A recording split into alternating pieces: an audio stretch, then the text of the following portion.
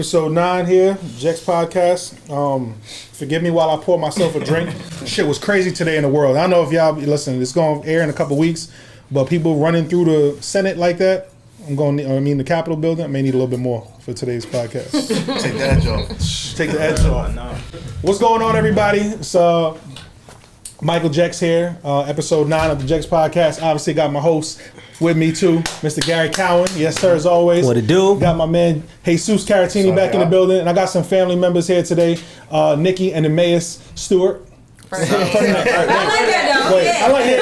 See, you know what messed me up just now? I looked at her first, and I felt like his energy was like, yeah, I give say up the that right story. name. Exactly. Mike, we're gonna talk. Say the right name. We're gonna talk after this, Mike.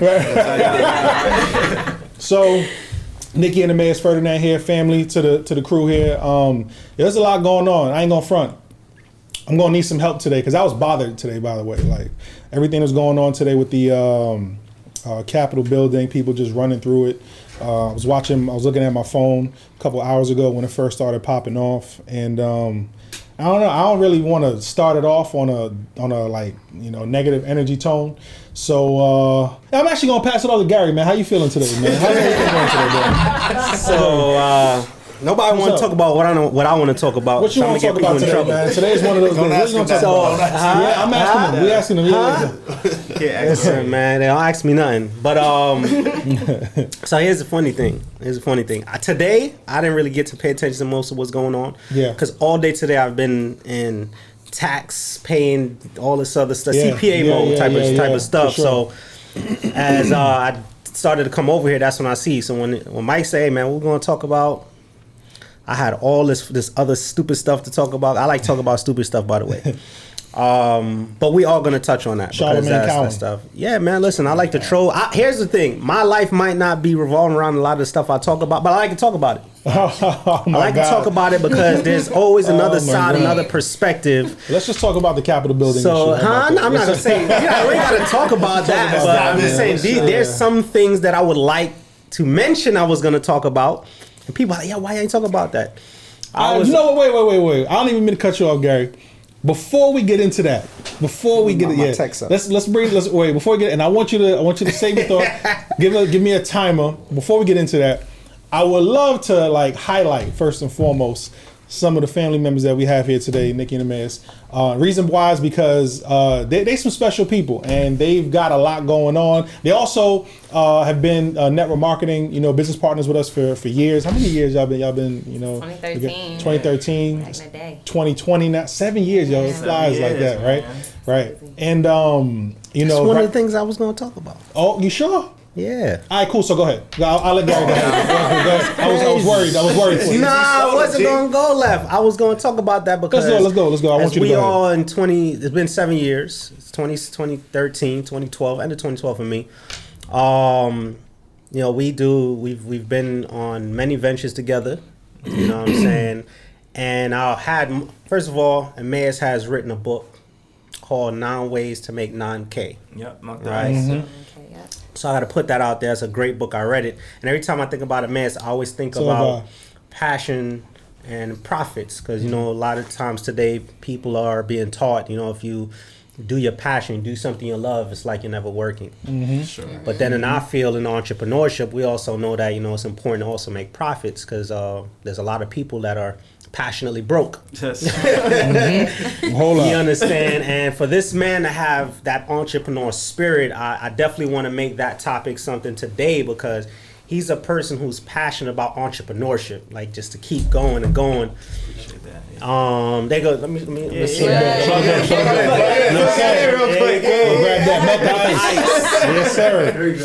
Yes, sir. Earn 9K in 90 days. So I want to put that out there. Appreciate that. I got a signed copy for 9K. Right. Whoever wanted, let me know. That's one of the things, and I think we all should comment on that because we've heard it so long. Do something you're passionate about, and it's like you're not worried. Like, what's your views on that? Because sometimes a lot of people, we got to do shit we don't want to do just to get the profits or do, so we can end up doing those things we want. So I don't know if we want to kick it off with that because it's the perfect people to bring that topic up with. Yeah, for sure.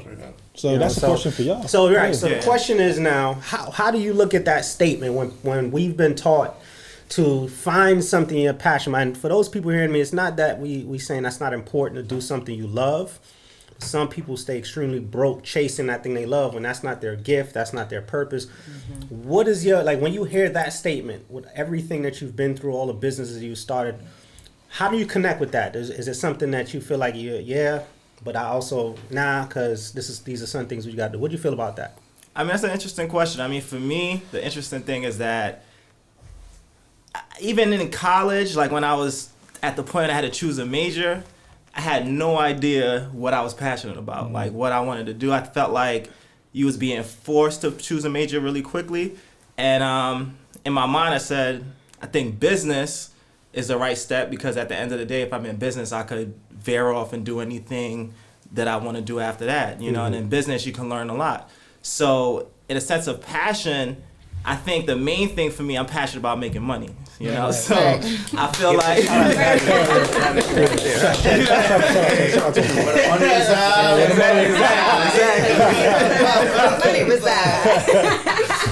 You know, and that's really what it was. It was just, I always had a burning desire, you know, coming from humble beginnings to set myself up financially. So in the back of my head, I said, all right, what's the quickest way that I could be financially free? Selling coke. Selling right. Not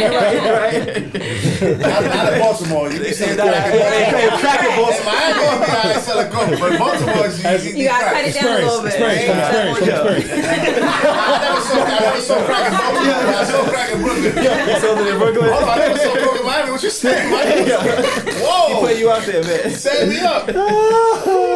Nah, for real though, I guess the legal way, you know, I was just thinking like, all right, what's the best field I could put myself in? So with business, after I graduated, it was just like, all right, what's next? I started doing corporate, and I knew that wasn't going to set me up financially, right? So I got to a place in my life where I didn't know necessarily what the business was that I was going to be passionate about, but I had a friend that was doing really well financially, and he was selling cars.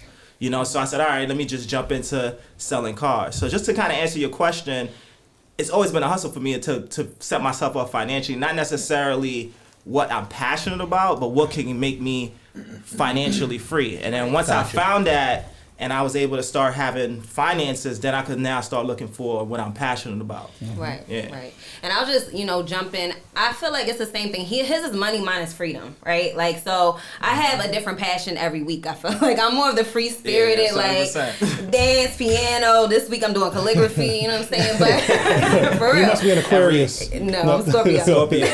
Same, but very similar. Right.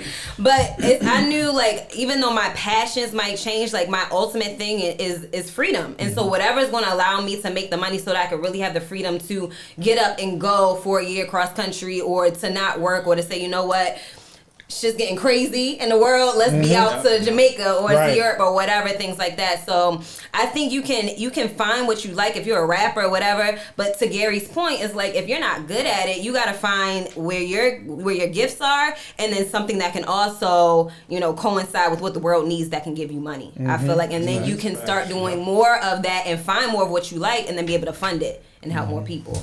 That's dope. That's what I think. Now I know that you recently you put out a post the other day that you made about $1 million doing Airbnbs. Just talk about that. Oh man, can I say something real quick about that Airbnb?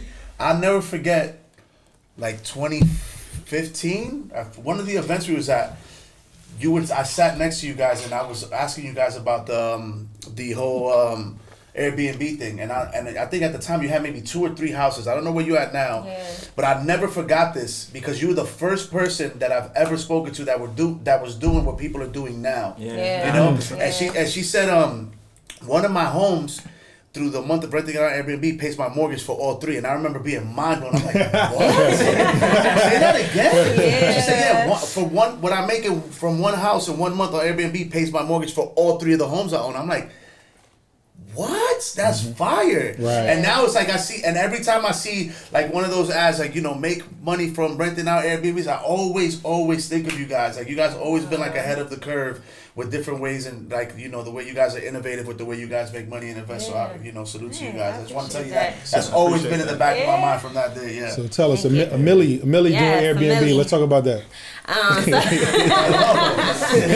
So it started. We didn't even realize that we had made that much money in that period of time. It was from 2018 until I think like a 2-year period. I had looked at the transaction history because I was in a Clubhouse and they were talking about how to make your bio and they were like, you gotta have like attention. I was like, all right, let me just get the little like points. And I saw that and I was like, oh damn, babe. I called him. I was like, yo, we made $1 million already. And so y'all could. I mean, y'all got experience doing this. Y'all got experience, exactly. Shameless plug. We got a course. There you go. Hey, listen. Go ahead. Throw that course out there. And you know what? We're gonna put the link of the course inside YouTube as well too. Yeah, it's Freedom University, right? Not Freedom U.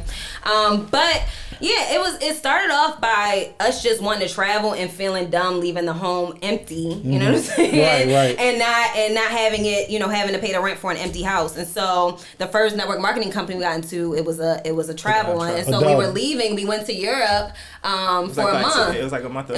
And I was like, I'm not paying no damn $1,600 for an empty house, right? And so my homegirl said, look, you need to just, she was renting her place out in DC, and she told me you just need to lock all your stuff away, get separate sheets, get all this stuff. And I took a couple pictures, had it up, and then I paid I think it was like half of my rent in the first week within my first booking, and it was very quick. And so from there, we just started getting more and more properties. The first waves wasn't always legit. We was just getting apartments, like we were renting them and then subleasing, and then we learned to legitimize. You know what I mean? And then after a few evictions and crazy shit, we started doing it legitimately, and that's how we started growing and just like organically expanding the business. And it's been lit. It's been fun. We've had some crazy times with it. We've been talking about starting a podcast about like all the Airbnb nightmares, but overall, but overall, it's been really dope. It's been fun. It matches his real estate love. He finds the places. I make them cute. I do the customer service. I find the people and pretty much run the day-to-day of it,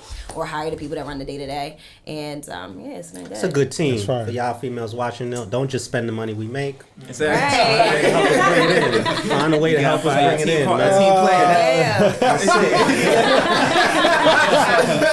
Can I ask you a quick question? Sure. You guys, how long you guys been together? Long time. How Yeah. many years? Was it 11, 12. 12, I yeah. feel like You know it's a good relationship when you don't remember the day. Exactly. So You ain't counting the misery. that's why I'm asking, because I've known you guys for a long time now, or almost around the same time that Gary introduced me to you guys, and you guys always. Every time I see you guys, I feel like you guys are doing better than the last time I seen you. Just, emotionally, physically, you guys always look great. You guys always look happy. You guys always travel. Like, you guys literally have, like, a really ideal... And I know everybody's relationship has bullshit going on behind closed doors. Yeah. But just a personal question for me. How do you guys work so well together? How do you guys are business partners? You guys are married. You guys have a good relationship. How do you guys are able to maneuver through all that without, fighting and letting things get in the way? Because, I know, but in a way where you guys allow it, keep it together and learn and move forward from it. Because I feel like a lot of people listening to this would love to know, because there's people that are probably in relationships that they wish they could have this type of relationship with their significant other. They don't know it's possible because they probably look at you guys and see from the outside things are probably perfect, or you look better in this bathing suit than me. I'm a little bit overweight, or whatever the case may be. What can you tell some people about how you guys make it work? Like, what are your strengths and what are your weaknesses? What does he do better than you do, and like what do you do better than he does? Like, how do you guys make that mesh so well together?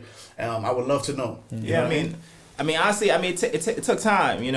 I'm like more of like you could say the doer and analytical kind of person, and she's more the creative, thinking outside the box. And we have to, in the beginning, it was hard for us to really figure out how can we make it work, because I'm like, yo, do it this way, this my way is gonna work, and she's kind of trying to figure out how to do it her way. But at the end of the day, one of the great way that a friend of mine actually taught me this is just always think same team, right? I could be trying to shoot the three, she's trying to go in for the layup. We both trying to score. It's just the way that we trying to approach, that to score, So, and at the end of the day, once you say, all right, we're on the same team, we might want to just do it a little different.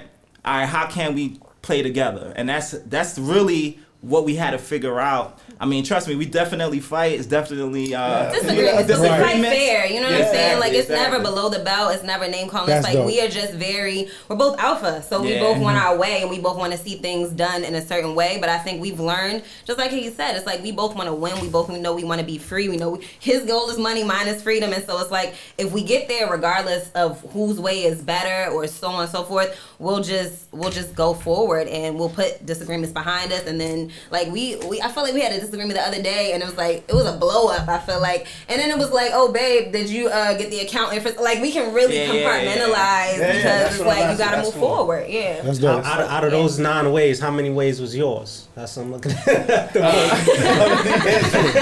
Gary's trying to start trouble. I'm always Gary trying to start some trouble. We did. I think all of them like 50-50, but like who mans them? You can't 50-59. Somebody's one.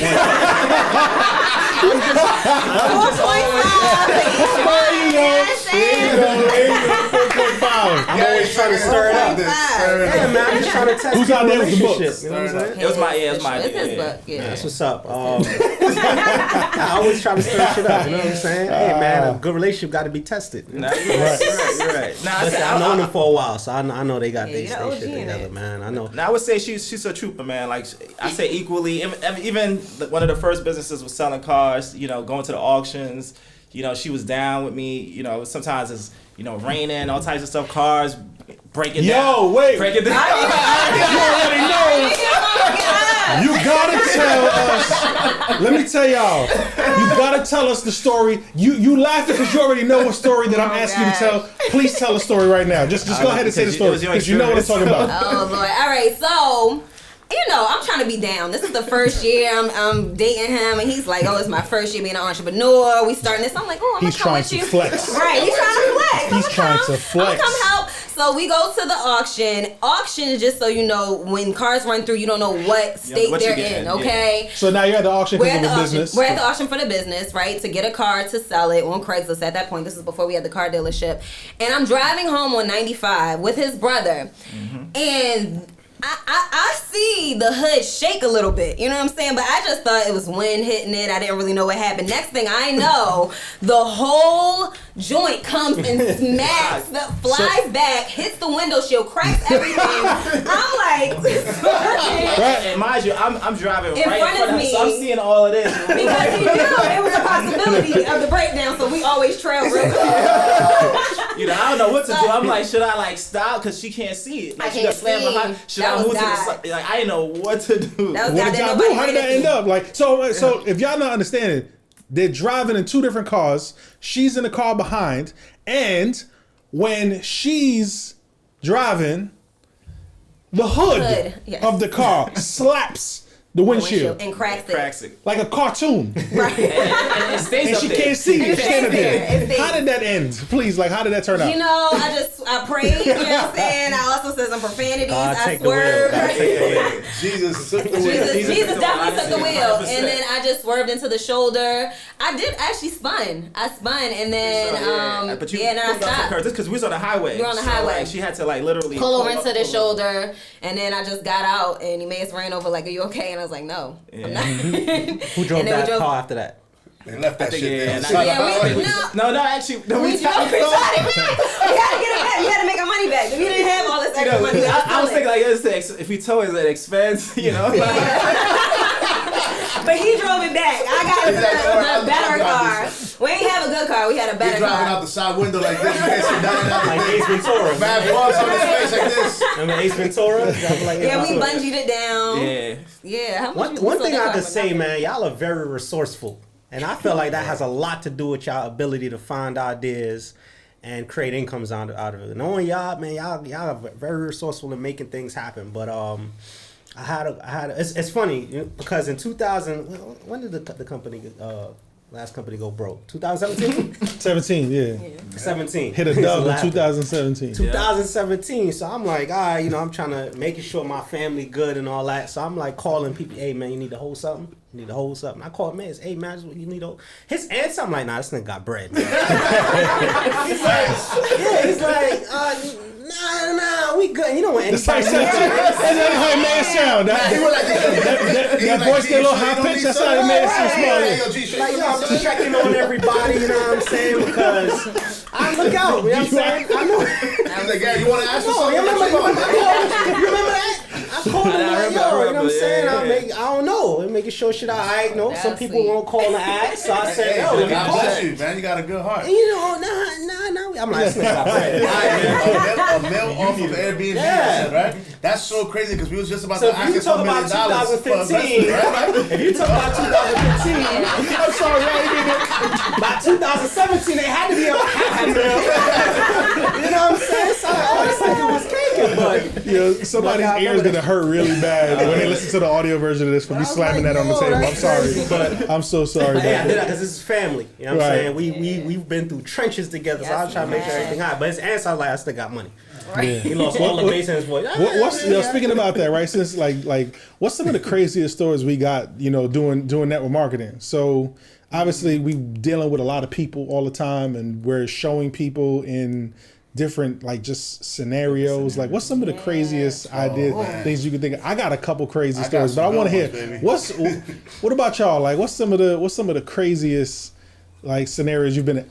But if you need a second to think, Yeah. I would like to hear what was yours. Both Sean's know this one. So when we first started showing the business, we literally had no idea what we were doing. Right. We just was super excited. You know what I'm saying? You taught us pretty much laid the blueprint down, and we just put the pedal to the metal and ran. So we trying to keep up with which I was doing in New York. Mm-hmm. So we rent the room on Johnson. We have a couple chairs there. We got a projector. Oh my a God! I bullshit already know screen. what's about to go down. I remember that story. And we there trying to make it happen, and we there, and I remember Alex is in the front row, and everything was a disaster. Nothing worked the way it was supposed to. We couldn't get the projector to work, so Alex is literally holding the laptop facing me, and I'm looking at the laptop, trying to read what he's saying. I'm super frustrated. The laptop dies in the middle of the presentation. I'm like, fuck, straight like that. When people in the room, I'm like, oh shit, I'm sorry for cursing, fuck, and I'm all fucked up. So I'm like, Al's trying to charge the laptop. I'm so I'm like, fuck it, I'll do it live. I'll just go for it. And I'm winging it. Just I don't even know what I said. And I remember before we was asking people if they're ready to get started, this one girl in the front row jumps up screaming, and I look, and there's a big ass water bug just running by her feet. And I'm talking about we was in a hole in the wall, and I'm like, oh shit, I'm both the time. I'm like, all right, look, the roach is ready to get started. Who's next? And then and bro, I remember that day we signed up, I think 1 or 2 people, and I was like, yo, if we did that shitty of a job, imagine when we get good, how this is gonna work. You know what I'm saying? Bro, everything that went wrong could go wrong. And when I tell you I wanted to run through that door, I was so embarrassed, and I cursed like a million times, and that cockroach, I'm like, oh man. And that girl said yes. I'm like, what, for real? Yeah. I'm like, you said, well, I'm like, oh shit, we lit. You know? And I remember that was super embarrassing. Another time I got into an argument with a dude, he told me, I showed him a picture of you, how we used to do the edification slides. We talking about, what we driving, where we living. And I never forget, he goes, that's bullshit. He looks at me, then he goes, that's bullshit. He goes, because if he really had that car, he would have rims on it because, he said, I swear to you, he goes, he would have rims on it because niggas like bitches and bitches like shiny things. And I looked at the nigga, Right? and I said, like, where the jewelry at? I said, my nigga, you serious? I'm like, you sleeping on your friend's mother's couch. You 40-something. You're a cook at my job, my nigga. What are you talking about? And I'm like, I went off. I'm like, it's because of you motherfuckers like me get brought up by stupid motherfuckers like you. We listen to you. We think that shit is true. You on your man's mother's couch. I'm like, you know what? I'm out, man. I'm not finished. I'm like, fuck that. This ain't for you. I'm banging on him. Word up. G. Oh shit. I have to figure out because after 8 years, I think we've been through so many different stories. People trying to fight me. Going through that too. People try to, and this one it was just really kind of stupid. If I even talk about that one, I was in the projects in the city, probably on 116th Street, Manhattan. And a person was showing their family. They invited me over to come and show the presentation, and I'm going through it. I'm going through the presentation, and obviously, if you know, as an entrepreneur, we not saying there's nothing wrong with a 9-to-5. We always say there's alternatives. And as I'm going through this, at the end, I get to the end of it, and the guy was like, some guy was there tight because he was like, yo, he had just got out. I just got out, and what you trying to tell me is the shit that I'm doing is wrong. Like, he's tight because I'm showing him an alternative. Like, so you trying to say I just got out and the shit that I'm doing is not the shit I should be doing. I said, I'm not saying that. I'm just saying that there's an alternative. But he's getting spicy with this shit. Like, he's talking. And I'm like, I don't know if it's because of the salmon button up I had that day or some shit like that. Thought you Because, was soft. I don't want to bump into Yeah, nobody. college. Click in your hand. They think you went to college and you got a mother and a father at home. Yeah, so I'm like, they think he was like Kanye in college so I'm dropout. like, you know, I'm from Pink Flatbush. I polo. talk with my hands. So I'm like, yo, my dude, yo, G, yo, what up? So I'm like, yo, if you feel any kind of way, we could just take this outside right there. Right. We could just take it outside because he's trying to offend me now. That ain't end nowhere because obviously the family's like, this guy's trying to come and help us a better way. So they calmed it down a little. But I don't know why he got so offended because he was the only one. But I guess for him it's like, damn, I just got a job. I just got out. Thank God. Just got out of what, prison? Yeah, he had just got out. That's why he was tight. That's why he was tight. He wanted to go back to jail. He wanted you to send him back. Nah, but besides stupid stuff like that, I would say because I've worked in bad conditions as at Con Ed, I would say probably presenting in a bad condition is probably the most entertaining shit you can't control. Yeah. I'm doing a presentation, and as I'm doing the presentation, the fucking roach is crossing the screen as everybody's It's his there time to watching. shine. Yes. So now I'm looking at it and It's be like, my turn. yeah, so I'm looking at the screen. Now here's the thing. That's the Gotta roll co-host of with the it. show. Right. Co-host. Here's It's my what you turn. gotta think. What are you gonna do as a presenter? That's not my crib. Right. Do I ignore the fucking roach? Do I knock it off the TV for everybody? Because now if I hit the floor, everybody gonna wonder where is he going. Like, there's no perfect setup or solution to that. So you just kind of let it alone. Be like, yo, the nigga live here. I don't. I'm a visitor. So he crawled and I say, yo, damn, at least he knows a good price too. So, you know what I'm saying? So it's just always the environment. I've presented and done business in basements that has a bunch of rat infestation. And I want y'all to understand this. Why? Because that's the circumstances other people that really need the opportunity live in. So it's like I can't judge a person for their circumstance. I can just help them get out of it. So I'm ready for whatever. I know what it felt like to have to turn the lights on in the crib before I step into the room. Got to warm it up. If you from the hood, you know what I'm talking about. You know, Right. Listen, I'm gonna give y'all some time to get y'all joints and keep it moving. Talking to her like, yo, please, man, not tonight, man. Yeah, like please, if I turn this light on, this girl walking in, and so I know that you got to warm up the crib and stuff. I've lived in those conditions, so I also am graceful when I go out there and show opportunity. I got to deal with that. I kind of just deal with it too. Yeah, I do. But that's really I don't think nothing crazier than somebody trying to be offended and fight and Yeah, I've gone through all It's that shit too. conditioned. Yeah, I've been been through all of every scenario like that too. I think one of the funnier because I got a lot of like ones where definitely at least like 4 situations where we borderline about to go to blows. You know, without question. Like I want to talk about one of them, but because it was anyway, you one of the funnier ones that I experienced. I actually was at your crib. The first presentation I ever did at your house. To me, it was funny. It was funny because so Gary's Jamaican. If you guys didn't know, right? Gary's Jamaican, and you know he was you know when he finally decided to get in because he didn't get in at first. When he finally decided to get in to the business, I told him I was going to go do a presentation at his house, and he invited he had a house full of people, aunts, uncles, mom, dad. Co-workers, Q, I think was one of his names, right? Was it yeah, right? It was funny. Yeah, but 23 people. Ton of people there. So, you know, at that point in time, you know, I'm already kind of used to doing presentations, so I don't really matter about how many people are there. But first and foremost, if you know Gary, I guess if he gets it from his family, he enjoys a really hot house.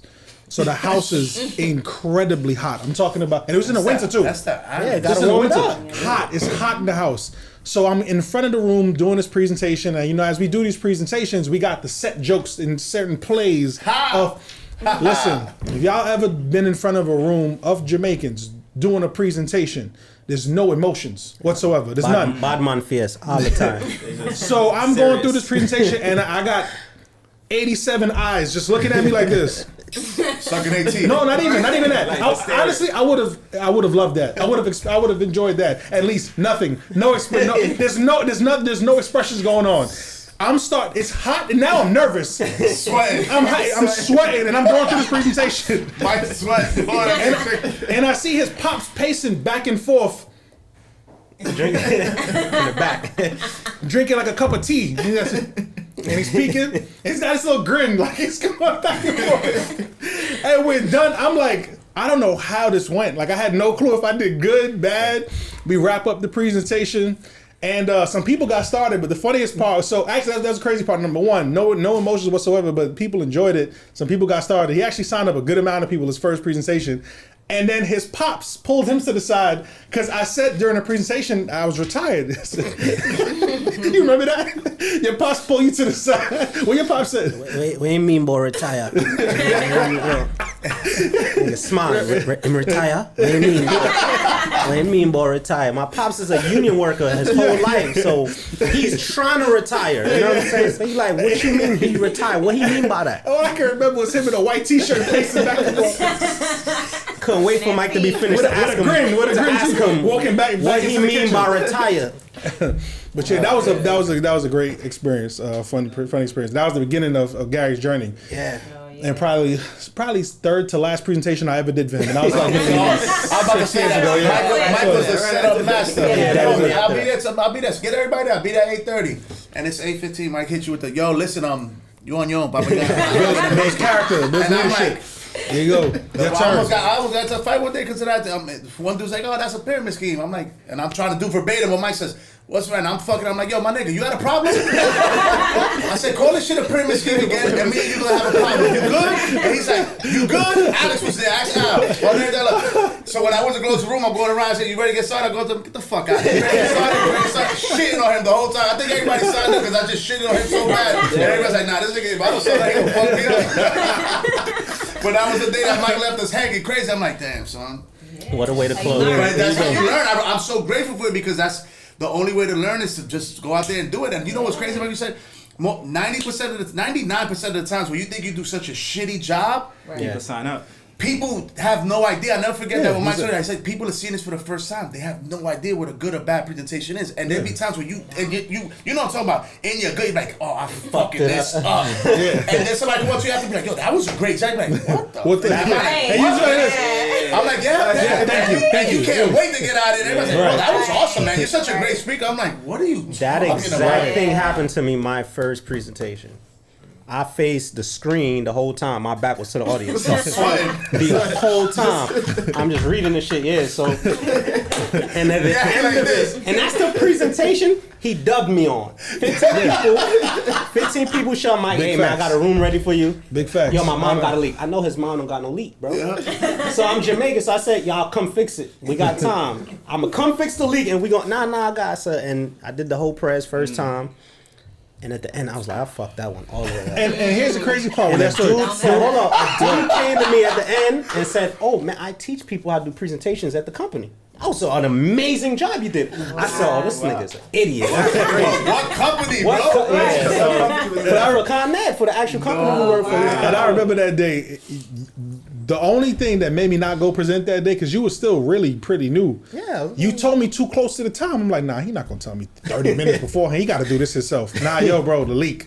There's a leak. What about y'all though? Y'all got crazy. Yes, first story or first time I did a presentation, or one of the first times, it was a group of dancers, exotic dancers, and exotic. So if you don't know what exotic means, it rhymes with Schmipper. So it was actually one of my teachers. I was taking like a strip aerobics or something, and I told her, I was like, oh yeah, so wait for you to make some extra money. You got girls, gather your girls. She told me to come by while she was at work during a shift though. So, but I didn't know how to finesse it at that time. So I'm setting up my laptop while asses is clapping on the pole. Fire. Trying to talk. A whole picture video. Right. And I'm like, you guys can travel and do this traveling. I'm trying to like put it in their mind, paint the picture for them. And when I tell you, I felt like nobody was paying attention. They going around to the guys. They like, nobody's paying attention to me. But then at the end, the girl wants to sign up. You know what I'm saying? And that just really gave me, it just gave me a little bit of confidence. Now, she had all cash, you know what I'm saying? So I just made my Right. That's when I learned. I didn't know about that, right then. So I'm like, damn, how I'm gonna do this? And I ain't trust putting her cash on my card. So I was just like, all right, we gonna figure this out. But that was like, it was just a crazy, like, and I thought that was normal. You know what I'm saying? So I'm like, oh, I got people in front of me and it's crazy. And I just was hungry enough to be like, look, I don't care if anybody's paying attention, I'm gonna say this. And I messed it all the way up. I said everything wrong. I called the name wrong. You know what I'm saying? World Adventures. World Adventures. And Yo, and fuck then them niggas. Why we- right. My bad. Niggas, Fuck them. Fuck them niggas, bro. So yeah, that was crazy. Edit that out. Yeah, I mean- we'll bleep it. Yeah, we rushed it out. No, not the fuck. Say the We can leave that in there. Man, maybe it's a Baltimore thing because my craziest presentation was something exotic as well. So you ain't tell me about this. So basically, it was early on, you know, and it was when you didn't know like if people were drinking and you know it was like basically a party. But there was this girl, she's a swinger, you know, she's married, you know, but she's so she's a swinger. So she invited me to like, they was having like, I guess like a swinging party or, you know, never been to one. So I'm like, all right, maybe I could go present there. She's like, it's going to be like 40 people there. We so just I- heard 40. That's He's like, like, I'm I'm there. there. Right? So I'm all excited. I come in. As soon as I come in, they're already tossed. Like they're all drunk. Like Ready for whatever. ready for, you know, they already mingling all types of toys and crazy Like, stuff. all that. So you walked in and having no idea like what was going on. Look, she's I know swinging, but I didn't think it was gonna be like that. action, full-fledged Right. right there, you know? Yeah. So I'm thinking like, all right, I'm gonna get there a little early because I told her, let me come there early, but they were already in action, you know, drinking. It was like, oh, we gonna fuck the shit out this nigga. This He wants to back production studio. like a Borat And film. you know, it's crazy. Tremaine was with me at the time, so this is, you know, me and Tremaine pull up.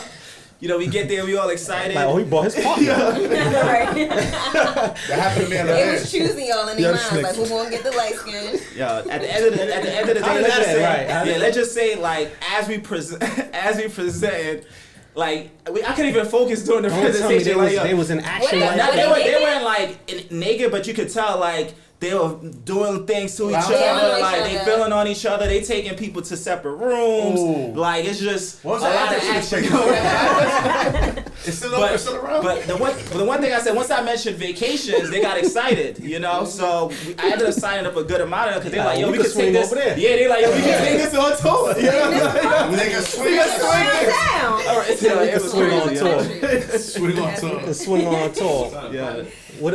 That's funny because This man asked like, yo, they still around? what's the address? Just double checking. What's it? Yeah, what is it? Google review? Yelpy? We went through some stuff. I'll say Oh, stuff. No, I won't say man. shit. But Character. and I was asking Mike, cause I'm like, in all this, because here's a lot of people gonna be hearing this right now, thinking, damn, like, why did y'all go through all of that? Like, what To was get all that rich. for? That's why, to get rich. Why do we do what we do?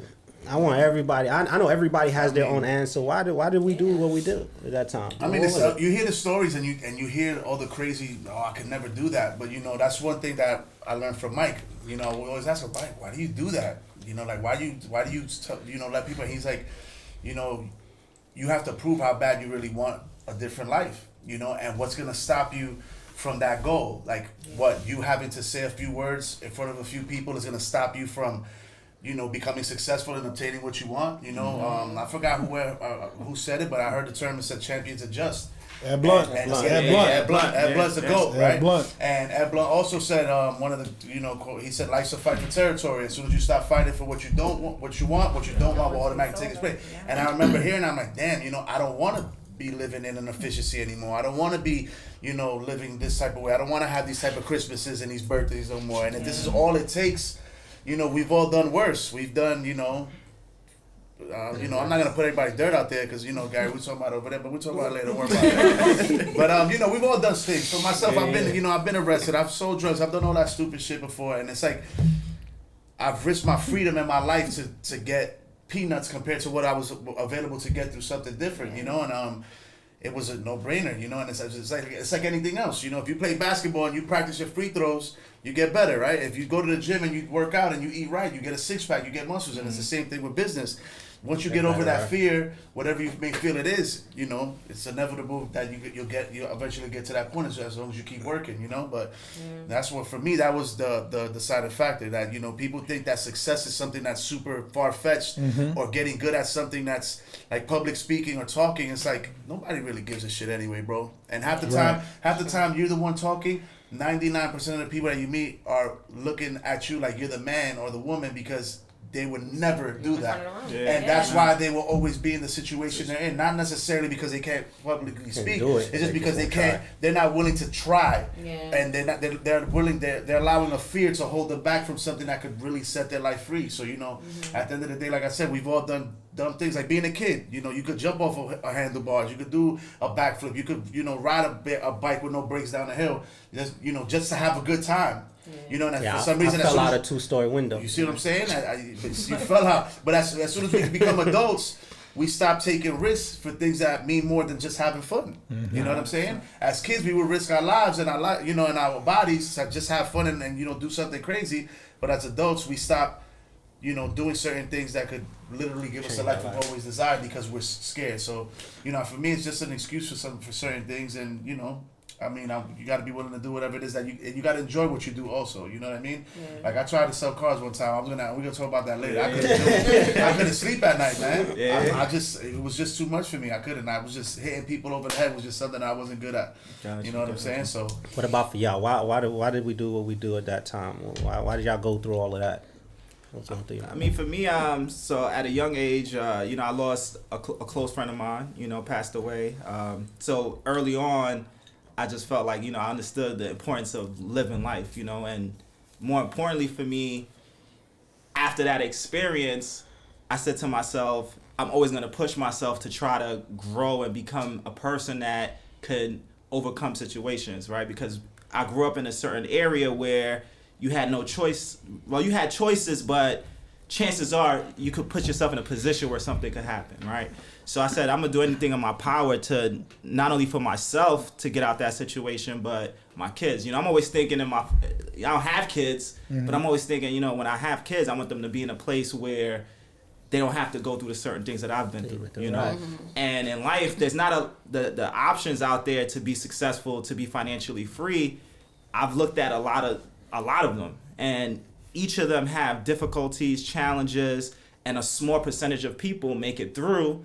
And the people that make it through, they deserve it, you know? So yes, sir. I do what I do because at the end of the day, there's nothing different between me and somebody else that crossed that barrier. Just they put the effort, they put the mind, everything into it to make it happen, right? And at the end of the day, it's just a decision. I made that decision early on, and I said to myself, from this point on, I'm always going to stretch myself, continue to grow, continue to become a better person. And that's really why I do what I do. I mean, I look at life as a challenge, you know. It's like, and when I'm accomplishing challenges and I'm reaching goals, I'm living, you know. And if I stop going after challenges and stop growing, then I'm dying. Right. And it's simple. What made you take network marketing? Why was it a decision at that time for you? You know, I've saw different people in my life have success in network marketing, you know, from like my frat brothers to just friends. And I knew that it was possible because I saw them have success. I just knew that it was a lot of work as well to put that effort in. So I've joined other network marketing companies prior to the one that I had success in, but I'm not gonna lie to myself, I just didn't put the work in, you know. So I said to myself, all right, the reason why at the time I felt like I was ready because I had nothing else. You know, I was teaching at a university, but I knew that wasn't what I was called to do. You know, I was doing that for like a transitional time just to give back. So when network marketing was approached to me at the time, I said if there was going to be a time for me to go all in, it was right then, and that's what I did. And I did it. That was the real answer right there.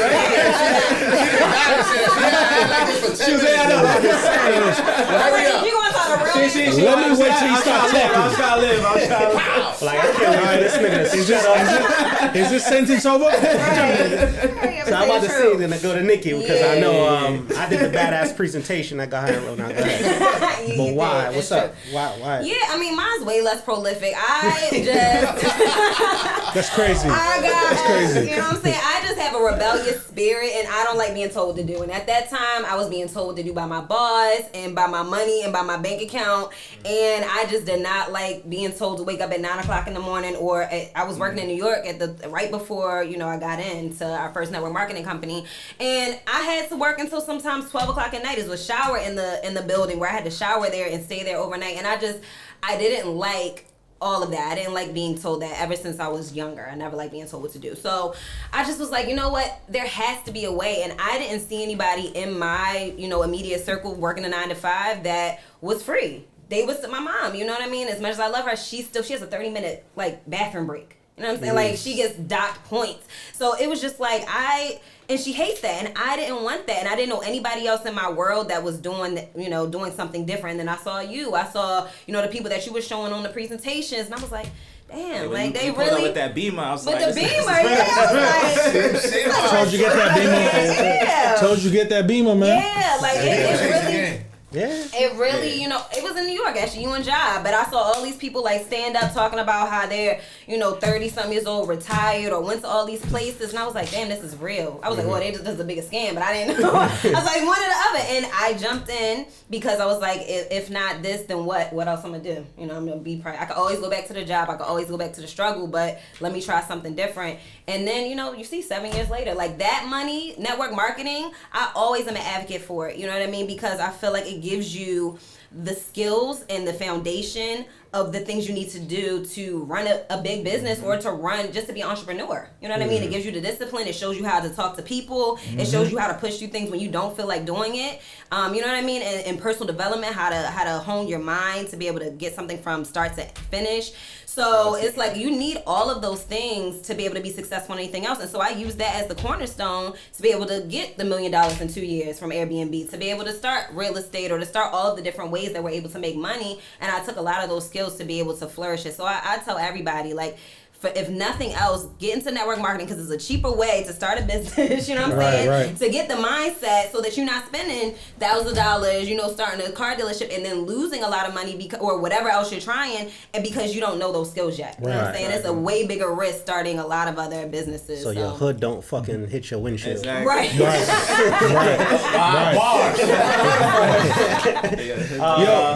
But that's great though. And you know what? Let me take back some of that energy I just gave our previous company a couple minutes ago. I'll take it back because you know what? Even though it is some things I think everyone in this room don't agree with, we got some great examples of how to do certain things, Exactly, when it comes to business, how to persevere through things, gave us character.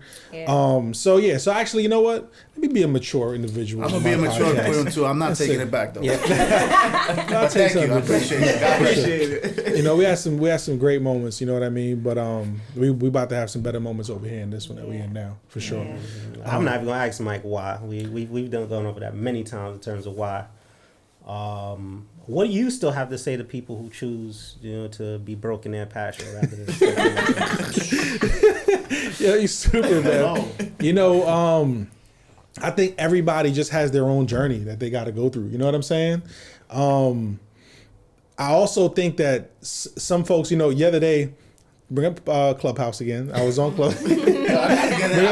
Clubhouse is pretty dope. It's pretty dope. The other day I created a room, but it was super late. It was like 1 a.m. and we had just got out of one room, and I was like, let me not create this room or whatever. But I created this room, and the room was titled, are you driven by your passion or by social media? And I think that right now, when we got started doing network marketing 10 years ago, social media wasn't around. So, or not like that. MySpace, it was like the ending of MySpace, the beginning kind of Facebook, Instagram. When I got into it kind of just got started, right? Nobody was really on it like that. I don't even think you could comment back then on pictures. Yeah, but nowadays it's so much, such a big part of our lives, right? Where I think we spend so much time on it, scrolling through social media, that, you know, it does have a like a direct reflection on maybe even how we think, you know, on certain things. So I think there's a lot of people right now that they spend so much time on this, and I'm pointing at my phone, that this directs them in something that they think they want to do. So they put a lot of energy and time behind that, you know, and it could be whatever, you know, they can be following, you know, an entertainer. They're trying to maybe, you know, chase a rap career. They could be, you know, taking a course on how to do Forex trading, right? You know, we had Q the other day. There's so many different things that people have success in, right? And there's now so many different avenues on how to teach you how to become successful, that I think that now it's so hard for someone to differentiate, man, which one should I do? Which one should I take? Yeah, which one actually works? Which one should I take the most serious? Where should I put my energy? I think it's really, you know, for some folks who haven't already found their way up until this point in time, it's tough. You know, it might be tough. So they may have, I guess you know, something that I would tell anyone who is having that issue, you know, wondering what they can maybe do to get themselves to the next level in their life and maybe get themselves financially, you know, in a better situation. You mentioned something earlier, and it's something that I heard, you know, Steve Harvey talk about a lot. That's somebody, you know, from a motivational speaker standpoint, I fuck with Steve Harvey heavy because he speaks in layman's terms. Like, he breaks everything down so easily.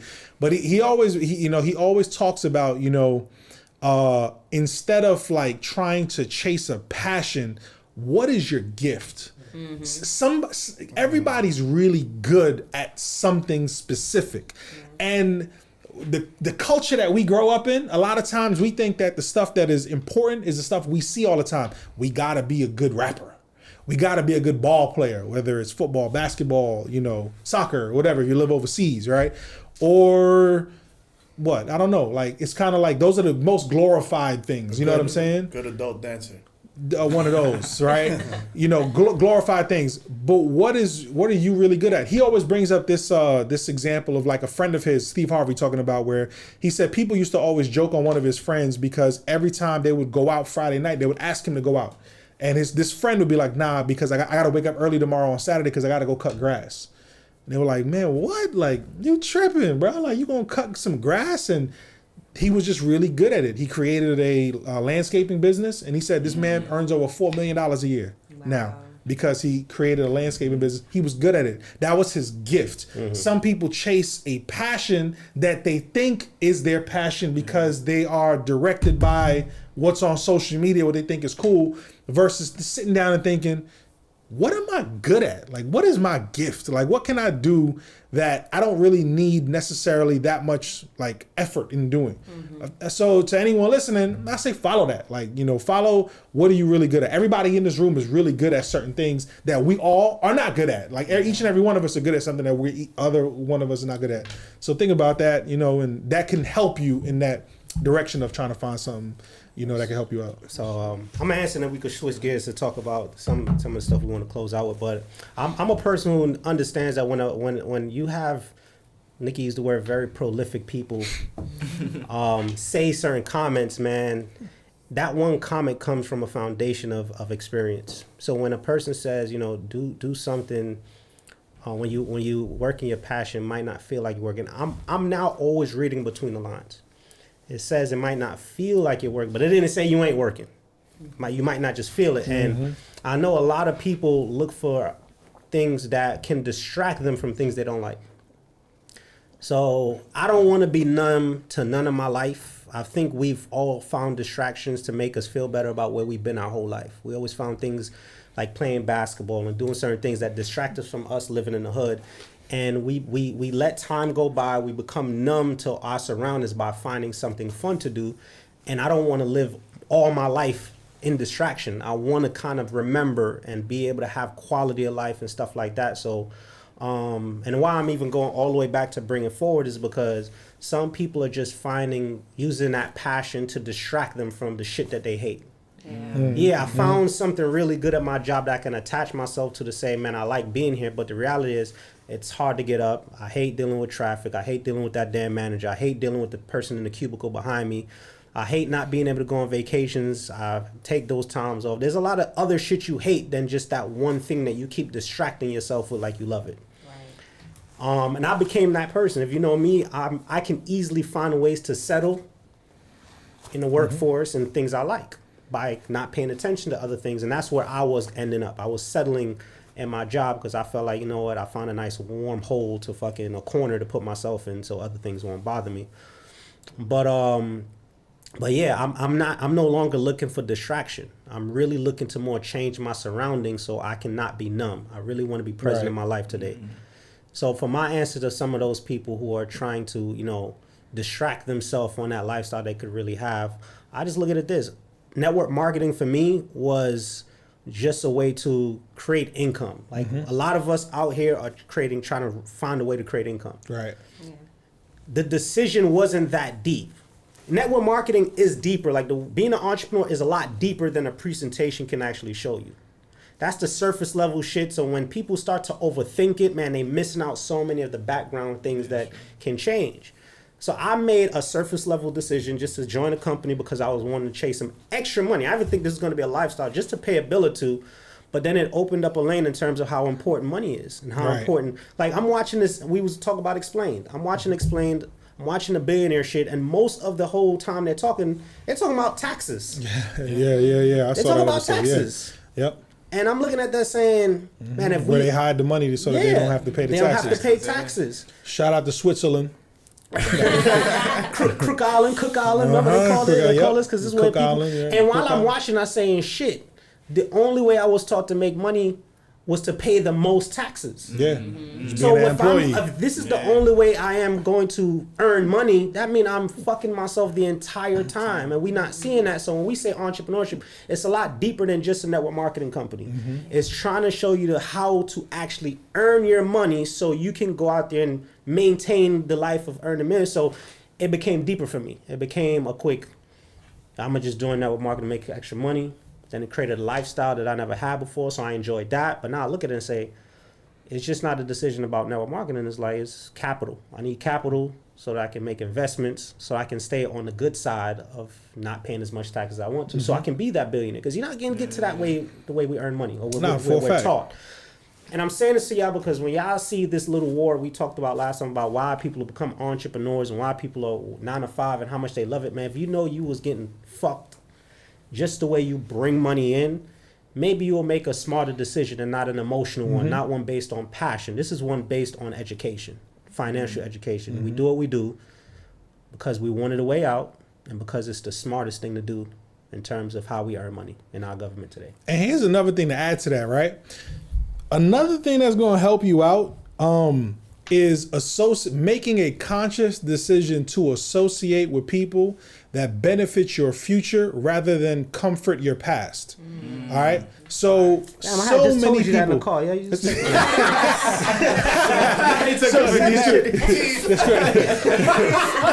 Yo, Gary's stupid. Yo, you stupid. So it's important because, and I try to do that every year. All right. So I want y'all to understand why that's important. You don't really realize how your surroundings have a direct reflection on the results that you get in your life. The conversations that you have on a regular basis and what they have, what correlation they have with the results you have in your life. Like, I have never asked like Nikki and Emmaus this question, right? But I don't have to ask this question to know that they've been having conversations with people that aligns with the businesses that they make and the decisions that they're making now in their lives, right? To continue to further their lives. Even to like today, I had a conversation with Holton Bucks. I had a conversation with a gentleman who, and I can't even say what I'm about to say, and a gentleman who's handling an investment account of mine. And I did a corporate presentation for our network marketing company at like 5 p.m. Like, I'm making sure on a regular basis that my conversations are always being elevated And the most that I'm, talking with people about is not, how, and look, people, again, they don't really realize, how easy it is? You know how easy it is to have conversations about regular, dumbass shit? It's so easy. Why? Because regular, dumbass shit is in front of you all day long, and it's a comforting conversation. What that does is that it just keeps you in this merry-go-round of doing the same shit over and over and over and over again. You know what I'm saying? So some people may think like, well, why am I, not getting out of this situation that I'm in right now? Take 30 seconds and think to yourself, over the last 5 days, who did I speak to the most? They were a bunch of dickheads. Newsflash, like you're not gonna go nowhere in life. Like no joke. You know what I'm saying? My conversation, and I'm giving you this tip. My conversations are with people who are smoking me in different avenues of business. Who's way better than me at different avenues of business, and I'm trying to learn so that I can catch up and be better. And then in turn, being in a leadership role, I can now be an example of people who are following behind me. But if your conversations consist of gossip, what happened in the shade room, the newest music that just dropped, and a Netflix special, like if it's just that's it, prepare to have a boss for the rest of your life. Just being real. So I would love for y'all to add to anything to that, but those are some of the things that I don't think that people talk about enough when they realize like that is the direct reflection, the correlation to how they're able to live their lives and what their financial outlooks look like, from the moment they wake up to maybe 5 years from now. So what do y'all say to that? Yeah, I mean, I'll say that what you just actually mentioned to me is probably top 5 key things to success. I remember when I was working corporate and living check to check, barely paying bills. What were you talking about? Huh? What were you talking about during that time? What was the conversations I like? was chilling with the wrong people, partying, just talking about what's Hero. news, Guitar Hero. I'm flying that Nikki, you stupid. Guitar Heroes all night, like I'm gonna get one right now. It was fire.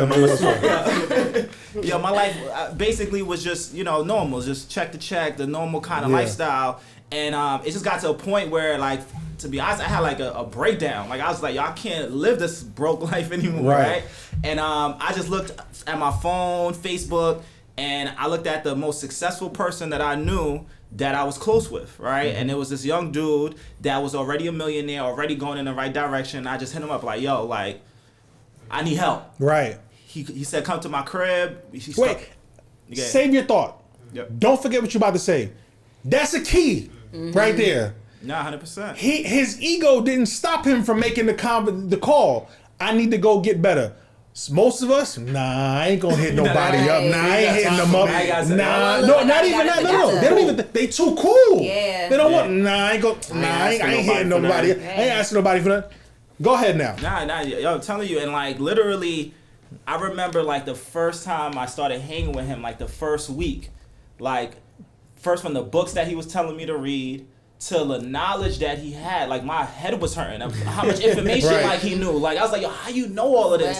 Yeah, and I was like, yo, how you know all of this? Right? Shout out to my man Bradford. But I was like, yo, I started paying attention to how he moved, and it's like when he goes to the club, like the club owners are inviting him out. Like I'm just watching certain things of how he acts every single day and the education that he's getting, and then literally I just started I was at his house like every day just learning, like reading the books that he told me to read, and I'm finishing them like in 2 days. Like, yo, this first time in my life I'm reading personal development books. And at the time I'm like 21, 22 years old.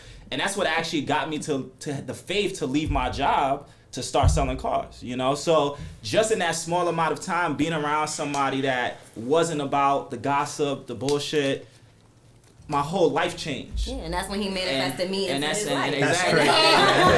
Exactly. Give it up for Nikki. Give it up for Nikki. Nikki came about.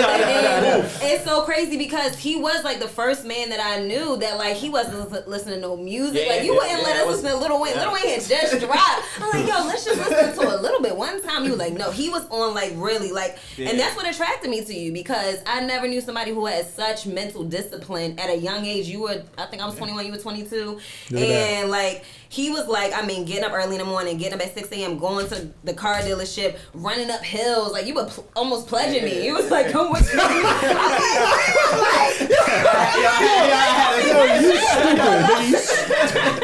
was like, I'm about to get this shape, bro. I'm about to be a capo. Right. So, yeah, it really was something. And that's so true. Like, and he was really a mentor to me, too, because I never really read. Give it up for my man. I never read books. Like he gave me the Bible, pretty much the success principles. I was like, dang, I gotta read this whole thing. The success principles about this thick. But when I tell you it changed my whole mindset. Like the first chapter was like everything that's going on in your life, you're responsible for it. Like, no matter what your parents did, no matter where you grew up, how much you make, your health, everything, you are 100% responsible. And then when you take that power, that means, or you take the power away from other things, that means you have the power to change it. Instead of being like, oh, I'm like this because I grew up in the hood, or my mom never taught me, or, all those different things. So that mentorship right there, it was key. And then just aligning myself with the right people for, like, the things that I want to go to, the next steps in my life. Right now, I'm actually in the process of hiring my first coach, like, my actual like life coach, because you just sometimes need people to hold you accountable. It's one thing that you say like, you know what, I could write these things down, but it's like, look, this is the goal that I want to have, and then you gotta reach out to somebody. You paying them $1,000 a month. You gonna make sure that you let me tell y'all.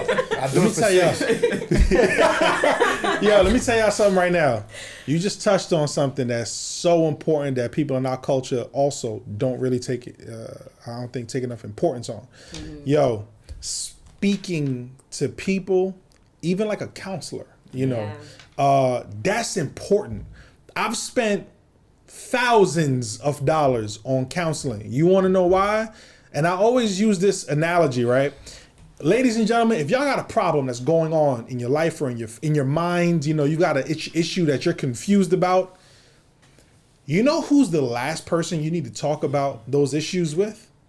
Yourself. Mm-hmm. Right. You don't know the answer. That's why the shit is a problem in your life. Right. So it's very important to take time to speak to somebody that is not you, who is qualified though, who can give you some advice or different perspective that can help you out in your life. And I think that, again, in our culture, that's like looked as, it's taboo. It's like, oh, I got problems. You got a life crazy. You got issues. You know what I'm saying? You got dads. Nah, don't talk to your single girlfriends about your relationship because they don't know. They don't know. Exactly. Yesterday, I had a conversation. I called up. I was thinking about business, and I was caught up in my mind. This was yesterday afternoon, and I'm caught up in thinking about business. I'm like, I need to get these thoughts out of my mind. I've already trained myself. Like when I start to get too confused, I can't talk to myself. I don't like having like these conversations with me because I don't have the answer. You know who I text? Bob Proctor. Like, my man, I got to talk to you. He called me back. Wow. We had a 45-minute long conversation yesterday. Bob Proctor. And we had a conversation yesterday and he helped me out. But that goes, how do I have that relationship? I don't have the pride to go spend some bread on building that relationship, going to seminars, listening to, different audios and putting myself in that alignment to connect with people like that. I had a conversation about 2 months ago with Les Brown on the phone. You give a quick 2-second of introduction who Bob Proctor for those people that don't know. Bob Proctor is somebody who's been teaching personal development for the last 60 plus years. I mean, he's 80.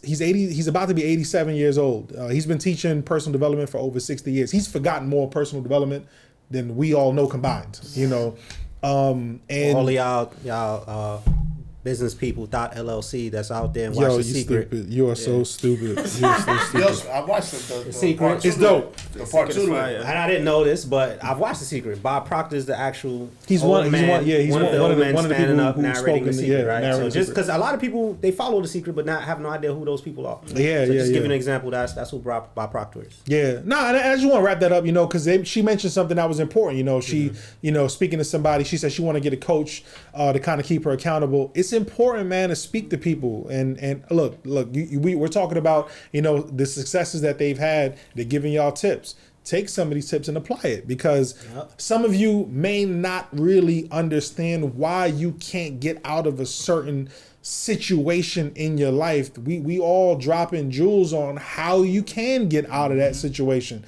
you know, but it's things that are unorthodox or maybe uncomfortable. Like the thought of me speaking to a counselor is not uncomfortable. You know how uncomfortable that is for many people though? Like speaking to somebody else. Yeah. I don't know why either. You know, I don't know. But Because you always think about, I mean, first of all, the word mentor doesn't float around the hood like that. I never knew what And a when mentor you- was. exactly. I know what Mentos. And then you think about life coach. Usually, when you think about life coach, you always think about, well, it's like Don't laugh at this therapy. nigga, man. You know, when I was in school and I did something messed up, oh, you need anger management, you need a Yeah. therapist. So you Yeah. always think that Alonzo, you did something wrong. Yeah. Or something Right. like that. My Yeah. grandma used to take us. We used to have to play chess and check like little board games with a therapist. Yeah, shit like Yeah, that. no. So I always added Nah, it to if a what the person fuck? had a life coach, something was wrong with them. You know what I'm saying? Or they did something wrong. Yeah. That's crazy. But shit, something is wrong. We fucking broke and need a guidance. Need That guidance. shit, Nah, something is 100%. fucking See that, wrong. Gary? I just opened up about my childhood about going to see a therapist, and he's laughing. I'm not laughing, man. You know what, Mike? Can I get Bob Proctor's phone number? I'll give it to you. Hey, well, I'm Yo, laughing I'm outta because here. I didn't understand what the fuck you was talking about just Nah, now. therapist. I saw a therapist. All they did was play board games. That's crazy. Swear to That God, it was ADD, by the you gotta pink tell them houses. chill out. That's what it It was. was probably ratchet. That's what it was. They used to talk about checkers. All right, don't take the therapist in the pink houses. I guess don't use those. Don't use those. Alright, we wrap that. I got another one more question.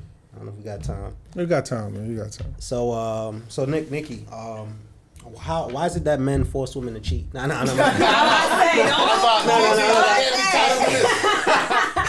I was saying, Nah, we was talking about what's going on today. Man. We gotta bring that up. What, Today. the Capitol Hill? Yeah, man. We gotta talk Capitol about Hill, that. that's- Man, it's there crazy. gotta be a lesson in that shit too. The lesson is that. Drinking tropical fantasy. Nah, that's the Appleton. Oh yeah. The lesson is that this country is more divided than we've always thought, man, and it's sad. It's crazy. You know, everybody's said it. It don't matter if you're white, black, Spanish, Mexican, Jamaican. Everybody knows if those people that did that today were black, they would be dead. Point blank, period. And that's not to be anything racist about any ethnicity, because I love black people, white people, Spanish people, but it's just the honest to God truth. You know what I mean? And Mike was talking about it earlier.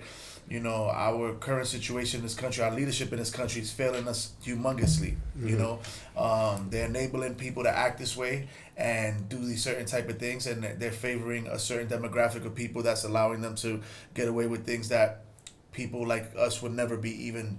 We can't even fathom something like that. The last time I thought of something like this, I'm comparing this to when Pablo Escobar drove tanks into the courthouses in Colombia. You know what I'm saying? That's how big of it's terrorism. It's terrorism at its finest. And they killed him for that. You know what I'm saying? And it's like, you know, we don't need to get to that extreme. And we were talking about it earlier, you know, this country and the world is in a place where it's like, it's embarrassing. We don't even have to be here. We have so many resources to change so many things in this world and people's lives. Like, we could stop hunger. We could stop so many sicknesses and diseases, and all people care about is bullshit. You know what I'm saying? It's just bullshit. It's me. I want. Like with the president, I lost this. I got robbed this. I got robbed that. You know, it's like, and look what it's making people do. It's making people come out of character, and then the people don't understand the domino effect it's gonna have down the road, because it's all this.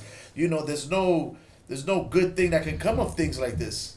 You know, and then we all pay for it. You know what I'm saying? All of us. None of us went over there today and broke into a building, but guess what? I guarantee you, if shit keeps going this way, we're all gonna pay for this shit. When they lock shit down, fuck around and do martial law, do something crazy. You know what I'm saying? We all our kids gotta pay for it.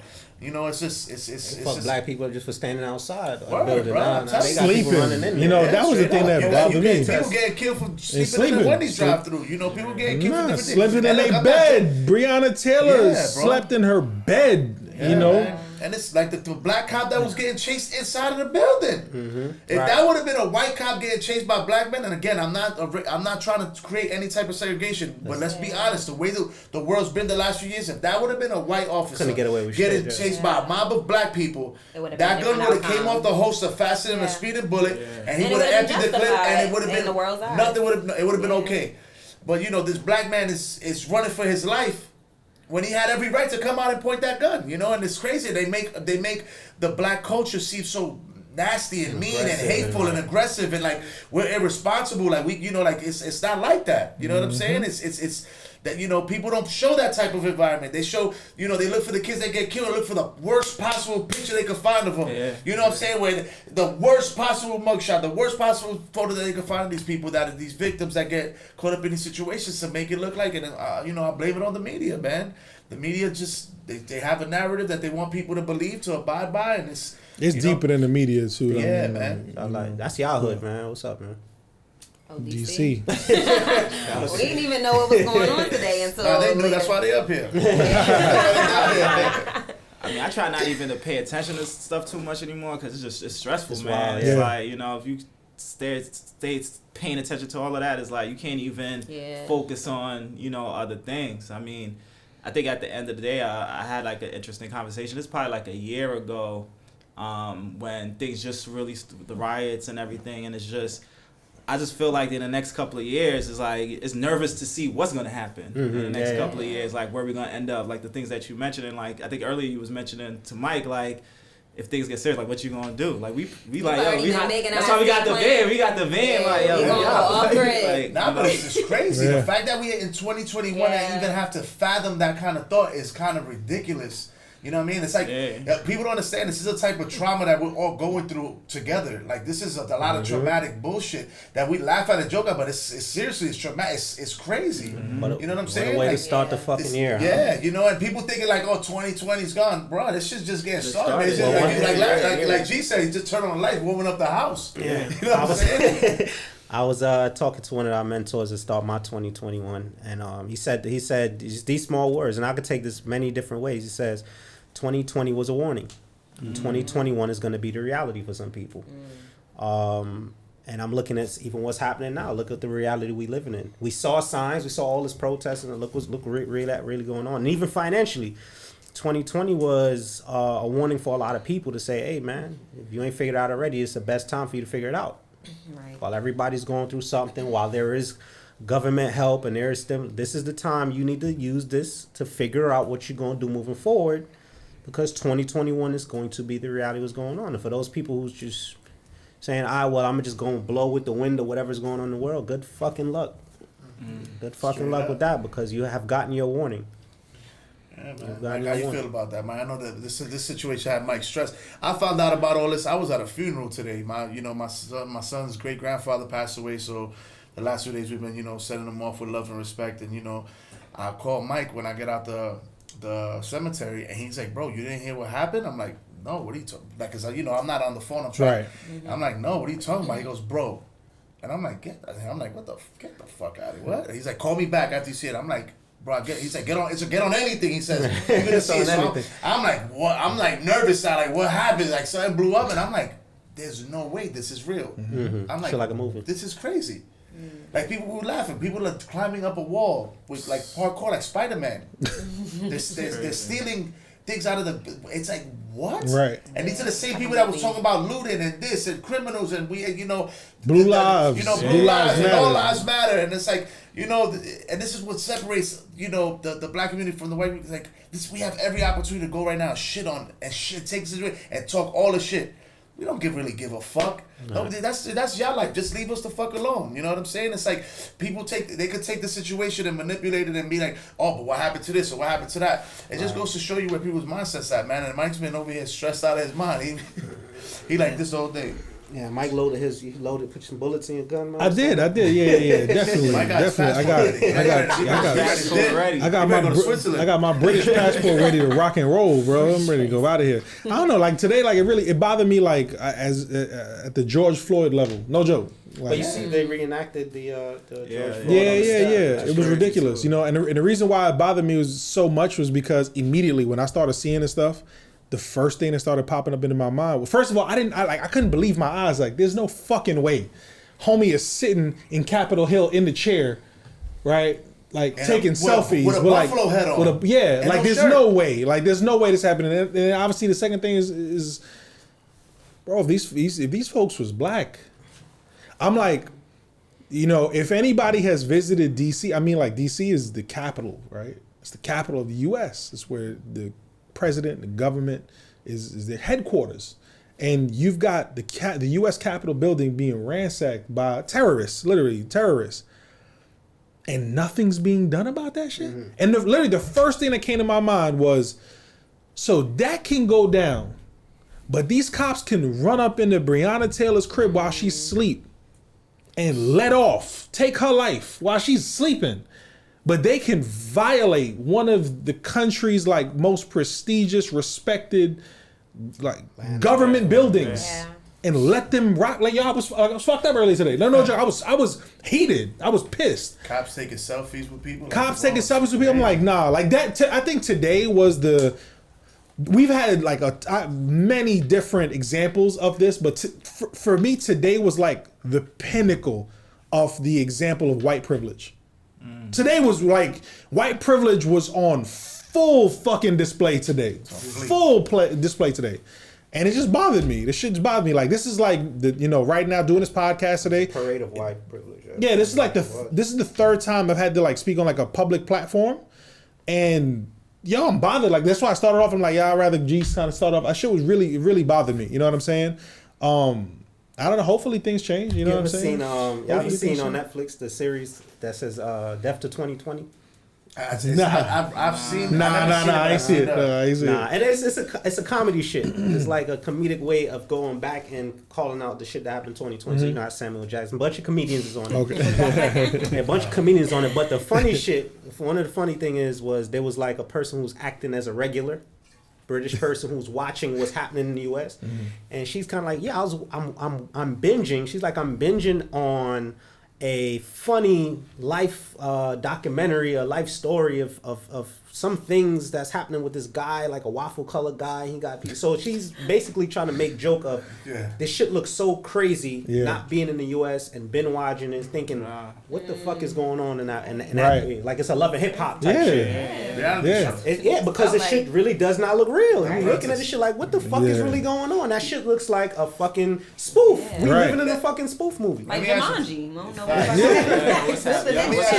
Scary movie 16. Do you guys see any end in sight? Do you guys see any way that or any steps that we could take that the world could take at this moment that could really save us, or do you think that we're destined to just doom? Like this shit has to hit rock bottom before it even gets to the place where it could be fixed or because I don't think it has anything to do with the president or anything, because presidents or government don't have anything to do with racism. People are still going to be racist, whether it's a black president, a woman president, a white, it doesn't matter.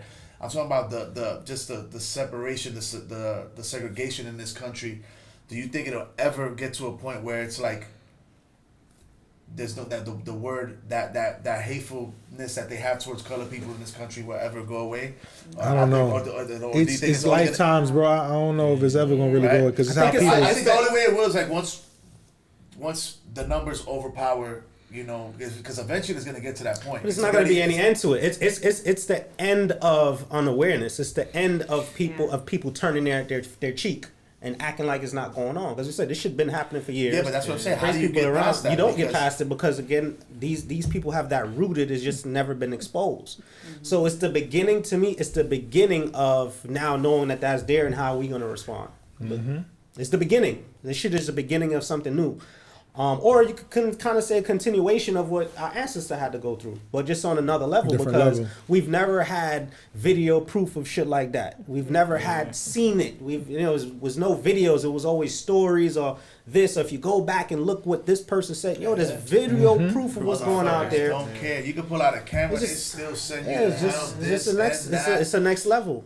I'm gonna hope that we can unify. Honestly, I don't see how, but I think it starts with systematic. That's one way, right? I think just systematic reform. You know what I mean? I think actually the best thing that could have happened is that it's been exposed this year. Because honestly, I've seen more. Like we lived in a downtown area before we got on the road, and I saw more people, honestly, that was protesting that were not melanated. You know what I'm saying? So it's like I feel like people were called to Front Street, like, look, use your white privilege for good. And even if they didn't really back it or believe it, they were showing proof because that was the socially acceptable thing to do. And I think that's kind of how it starts. At least is.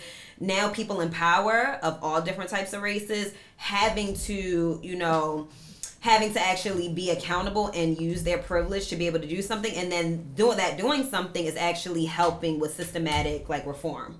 You know what I mean? And having systems and laws and school system, like all of that stuff changing from the bottom up, because kids aren't born racist. You know what I'm saying? Right, Like, so right. it's like if we can change things and get them from like child level, you know what I'm saying, and change, how families are being torn apart and all of that stuff, then I think it might be some hope. It might be better hope than it was in the past. I think it's up to us, man. I think like we should all come together. It's progress, but it ain't change. Yeah, right. I think you got to look at the millennials and what's right after the millennials? Gen Z. Gen Gen Zs. Z. I feel like that's Gen the key. Z? It's Fuck is that shit? It's Dragon like- Ball Gen Z. Z is after millennial. It should sound like a It's like anything after 1990 or something like that, Gen Z. But Yeah, Gen Z. yeah. But I think depending on how, like the decisions we make, millennials and Gen Zs, I feel like would depict how things end up happening. Because I feel like, we're growing up in that social media phase where we're seeing all of this on Front Street, and I feel like we can make that decision. Okay, if you've been influenced by maybe your parents that might be a little racist or whatever the case may be, you can make that decision just from what you're seeing, because you're exposed to more now. Yeah. You have Right, access with to social more media, information, right. research. So you don't gotta can't just believe everything. Yeah, you Right. ain't gotta believe everything. So I feel like that's where it starts. It starts off how the millennials look at things, educating them, and at the end of the day, like Nicole mentioned, like systematic change. Even You want your check for reparations, man? of course. I definitely accept that, boy. Take that. I take that. Shit ain't never coming. boy. I take that. That shit ain't And I think never coming. Don't ever say Yeah. never. You don't You know. never know. You never. I mean, know. that'll be a start. If when that day comes, change is actually happening. Nah, for real though. For real, yeah. But I think it's people speaking out. Like for example, like let's say LeBron. Like kind of people that are in those positions that will put themselves out there to say something about whatever's happening. It's gonna take artists and different people, and even people that are not celebrities, but people just have to, because there's no real, I'll say, leader for like the African American race in a sense, right? Like nobody that's Louis really. Farrakhan. Yeah, you got a couple of Amazing. people, He's but only here for a little bit longer. Yeah, Louis Farrakhan is. He's going. No, I mean, gonna exit my because man? that's our generation. We're talking about our kids' generation. Like, Yeah, that's you know like- what's the sad part? You know who's our generation's leader right now? Instagram. nah. Oh yeah. It's fucking As I sad, said, but it's it's a good true. and a bad, because if media controls a lot of the stuff that's happening, and that's what our kids are learning from, it's a good thing for exposure, but it's also bad because it might be But misdirected. But they're making everything so hard to get information that they're censoring everything. They are. They It's only, not they only letting want you to us see see one side of the Yeah, story. and then It's say like- false information. Bro, for you know everything me, else. Mike. I love my little conspiracy videos, blah blah. But bro, it's impossible to find good shit on YouTube now. Like, but everything is censored, dog. Everything, Yeah. all the good channels that will have decent.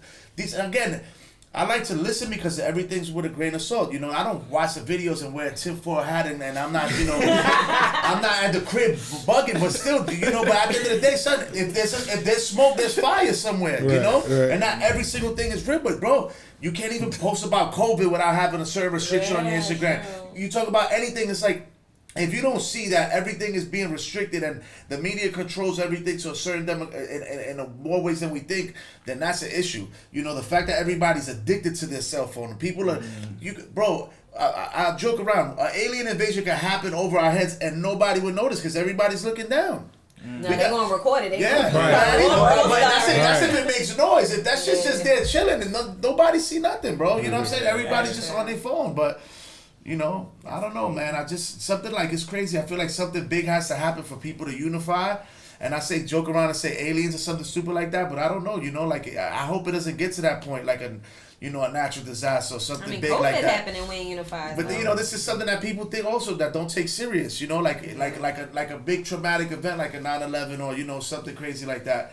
You know, that's the only way I see personally that the world could unify and everybody can be equal as human beings again. You know what I'm saying? So how do you stay faithful in a room full of hoes? No, I'm I'm gonna tell you right now. I don't. Nah, just kidding. Hey, I'm done. I'm out of here, man. Good night. Hand it back over to Finish Mike. it. Take us out, man. It's about to get real crazy. Episode 9 is a wrap. We'll see y'all later.